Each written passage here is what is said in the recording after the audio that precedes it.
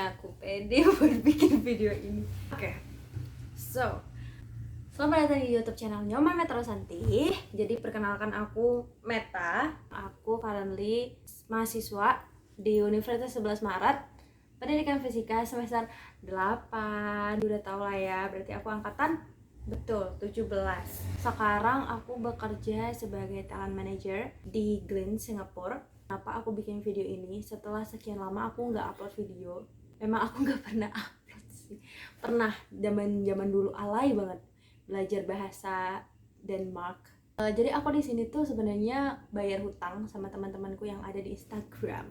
Dari zaman Siti Nurbaya, aku tuh berjanji buat bikin video yang mana aku bercerita tentang aku yang bekerja di tempat yang gak sesuai sama jurusan aku. Banyak teman-teman yang pengen aku tuh speak up tentang hal ini dan bikin orang-orang tuh ya udah gitu loh, jangan terlalu berkecil hati kalau misalnya punya passion yang beda sama jurusannya.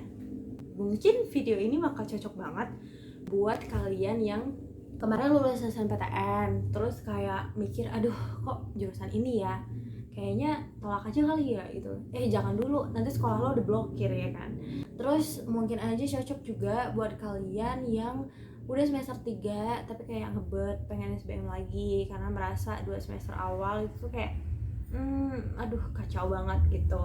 Atau kalian yang udah semester lanjut, udah semester tua pengen DO karena merasa anjir gue salah jurusan nih. Nah kayak gitu, mungkin ini bakal cocok buat kalian semua. So don't skip for watching. Berawal dari cerita cita-cita gue dulu. Jadi sebenarnya cita-cita gue itu adalah, ada yang ketebak nggak? Iya bener banget, padahal nggak ada yang jawab.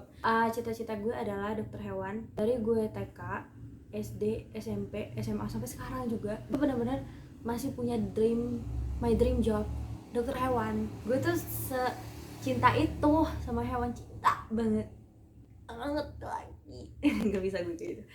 Gue tuh kayak ngeliat dokter hewan terus malaikat gitu loh. Kenapa gue nggak terus jadi dokter hewan? Karena bentar gue pengen minum. Oke, kita lanjutkan. Gak bisa guys, wanita galon tuh gak bisa ngaminin. Bener-bener yang dari kecil, belum TK bahkan belum tahu ada profesi dokter hewan, gue tuh pengen jadi penyelamat hewan.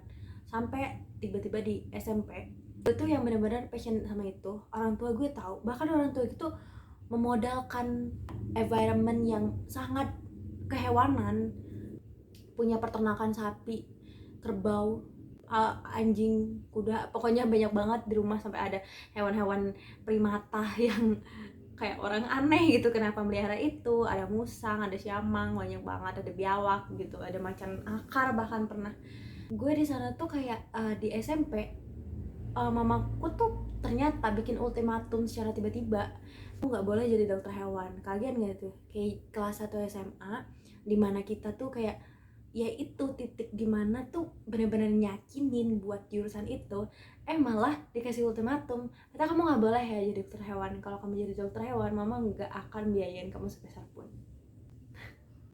Gue carilah pertolongan ke bapak aing, ternyata sinkron. Jadi aku tuh sangat cinta sejati, jadi kayak sinkron, sangat bersinergi. Jadi akhirnya di SMA aku tuh kayak bukan nyerah sih ya, karena masalahnya gue belum punya penghasilan ya, gue masih hidup berdasarkan orang tua banget tuh. Gue nggak mau tuh dikutuk jadi batu atau dicoret dari kakak. Gue menyerah ya, gue ikutin apa yang orang tua gue mau. Akhirnya waktu itu waktu di SMA gue memutuskan untuk masih sejalur sama dokter. Gue pengen jadi dokter, gue pengen masuk FK, pengen itu. Gue ikut LKTI biologi dan gue pokoknya kayak banyak banget lah kenangan waktu itu yang gue dapet lomba ini, juara itu, yang itu tuh biologi semua. Dan akhirnya gue emang menjadi passionate sama anatomi tubuh manusia gitu, karena ngejejelin soal-soal OSN juga waktu itu, OSN biologi gitu kan. Nah akhirnya kayak secinta itu sama biologi dan cinta juga sama profesi dokter. Akhirnya gue gila banget tuh pengen jadi dokter. Akhirnya gue SBMPTN, SNMPTN itu nembak dokter semua. Waktu SNMPTN gue nembak mana coba, Unair. Sombong banget kan, kayak gue sadar gue nggak terlalu pintar, gue nilai rapotnya biasa aja, tapi bermodalkan piagam dan sertifikat gue yakin gue dapat UNIR. Sombong, ya nyatanya tidak lulus. Jadi tuh kayak ya udah gue tahu gue nggak akan lulus, jadi kayak ya udah SBMPTN gitu kan. Jijik banget ya sih gue benerin rambut dulu ntar ya, kayak gerah banget ngelihatnya gitu loh, risih gitu loh, sok cantik banget. Bentar gini kenapa ada kerucilnya, ya udah bodo amat. Akhirnya waktu SNMPTN itu gue nggak lulus, gue mati-matian buat belajar SBMPTN. Lo tahu yang belajar yang kayak di film-film mimisan tuh, udah beneran ada orang belajar sampai mimisan dapat, iya bangga, mimisan kagak lolos. Gue belajar mati-matian, ikut bimbel, bahkan waktu dari kelas 1 SMA pun gue bimbel di GO. Gue dijuluki hantu GO. Dari pagi jam 7 sampai at least jam 3 itu gue di sekolah. Nah, habis di sekolah gue langsung OTW GO. Kebetulan GO dari sekolah gue ke GO jalan kaki 10 menit. Abis itu di GO tuh bisa sampai jam 8 malam atau 10 malam. Bahkan pernah satu kali mau UAS fisika waktu itu jam 12 malam baru pulang dari GO. Dan itu gue ulang-ulang. Pulang dari GO gue ngapain? Gue belajar lagi. Gila gak tuh? Jadi keamisan gue emang udah enough, udah cukup gue ambis di SBMPTN. Jadi manusia-manusia kampus nih ngeliat Meta yang tidak ambis ya iya, faktanya gue tuh ambis tuh waktu SBMPTN cukup. Hanya SBMPTN yang memakan sisa waktu hidupnya Meta untuk belajar. Enough, sampai sini udah ya cukup. Gue gak mau lagi seambis itu, karena gue sakit gitu loh untuk ambis kayak gitu. Karena kalau waktu gue gagal itu tuh gue gila. Lebih besarnya waktu SBMPTN pertama gue gak lulus. Gila gak? Iya. Tapi waktu itu entah kenapa gue masih punya kekuatan untuk mandiri. Oh iya, di SBM waktu itu gue ya biasalah nembak FK semua. Utul juga. Terus bener-bener banyak mandiri gitu yang masih uang pangkalnya murah-murah gitu, termasuk Undip, Unir, semuanya gue ikutin, termasuk ITS. ITS itu gue pernah ngambil teknik apa sih, perikanan apa kelautan lupa gue teknik kelautan apa perikanan ya dulu di ITS nembaknya. Pokoknya kayaknya teknik kelautan deh. Pokoknya gue tuh nembak waktu itu pengen, tahu nggak alasannya kenapa? Suka laut. Gue really waktu itu Meta adalah seorang yang ya udah kayak gue suka bidang itu, kelihatannya bagus gue tembak. Nggak punya babi bu gitu loh kayak sekarang, nggak ada strategical thinking, itu nggak ada. Nah akhirnya waktu itu mandiri, gue carilah mandiri yang UKT-nya paling rendah. Ketemulah UNS. Nah di UNS itu gue masukin pilihan pertama itu pendidikan dokter, kedua pendidikan fisika, ketiga D3 farmasi kalau nggak salah, yang keempat D3 kebidanan. Waktu itu gue lagi di Bali, lagi di rumah nenek, buka tuh pengumuman lolos keterima di pendidikan dokter. Nggak salah ding, pendidikan fisika. Coret dokternya di fisika. Jujur gue dari awal udah feeling gue gak bakal seneng di prodi ini. Waktu itu gue nangis. Jadi nangisnya tuh bukan nangis seneng, kenapa gue keterima di sini. Terus akhirnya gue cerita sama kakak gue cerita sama mama gue cerita sama om gue. Mereka semuanya dukung, kayak ngasih sugar coating lah ya mungkin. Fisika tuh bagus, tapi emang faktanya orang-orang yang masuk fisika tangguh. Pelajarannya susah banget anjir.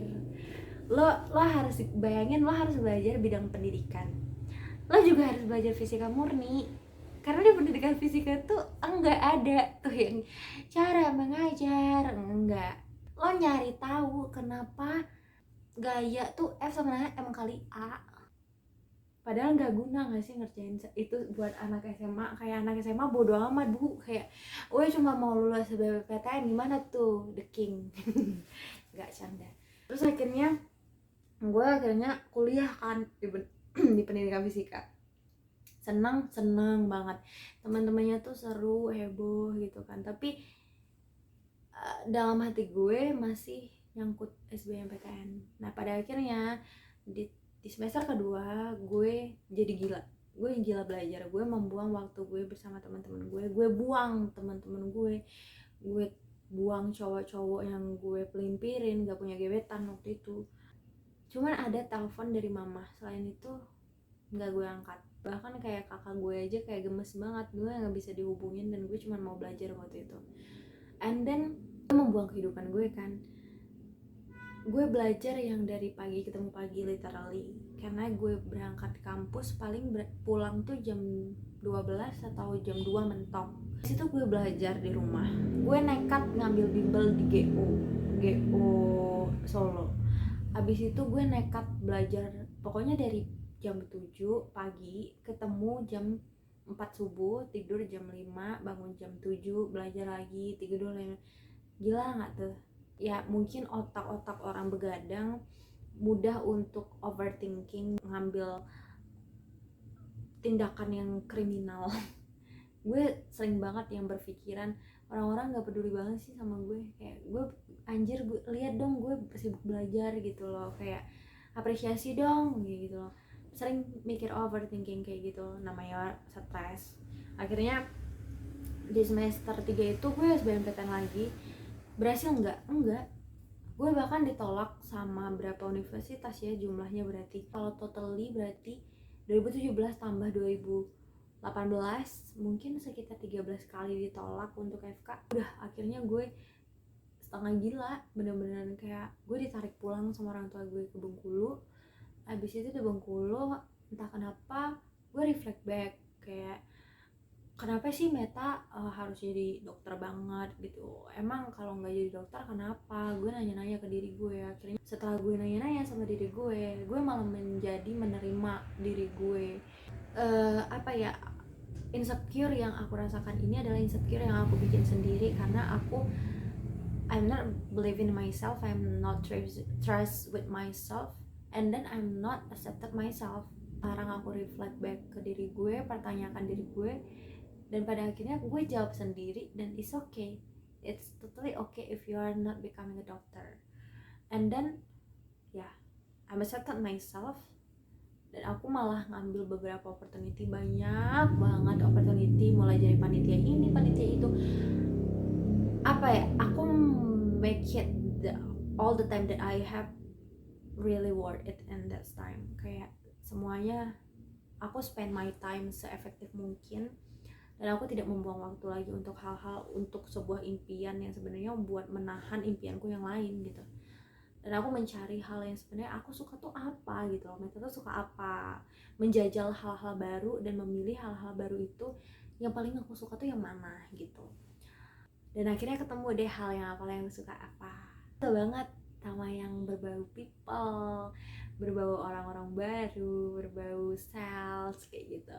Dan akhirnya ya aku ketemu sama organisasi yang membesarkan aku sampai sekarang. Akhirnya aku take intern, and then aku juga take opportunity lain, dan akhirnya here I am. Dan sekarang aku akhirnya sedang bekerja di talent manager Glen Singapura. Jauh banget dari jurusan saya gitu, jadi kayak begitulah gitu ceritanya. Aku bisa dari salah jurusan ke pekerjaan yang sama sekali tidak relate sama jurusan aku. Ini tuh udah 18 menit ya aing cerita, dan aing tipikal anak yang sebenarnya tidak jago ngedit, jadi jangan sampai ini terlalu panjang dan ternyata tidak teredit. Mending bikin part selanjutnya gak sih, tentang kayak anything else. Misalnya kalian punya sesuatu yang pengen banget aku share, please komen di bawah, karena aku anaknya suka sih di request. Bodoh, kenapa ngomong kayak gitu. Langsung aja komen di bawah, and jangan lupa di like guys, di subscribe juga ya kalau bisa, karena kalau misalnya kalian subscribe mungkin aku bakal lebih semangat deh dari ini. At least aku nyetok rambut dulu gitu. Thank you so much for watching, dan maaf kalau misalnya ceritanya tidak berbobot dan tidak menginspirasi. Dan kalau misalnya mau diceritain lebih, mungkin aku bisa cerita lebih sih, request aja. Oke. Karena sebenarnya ini belum terlalu detail sih, aku bakal cerita detail di waktu yang lain. Oke. So see you in another next video, bye bye.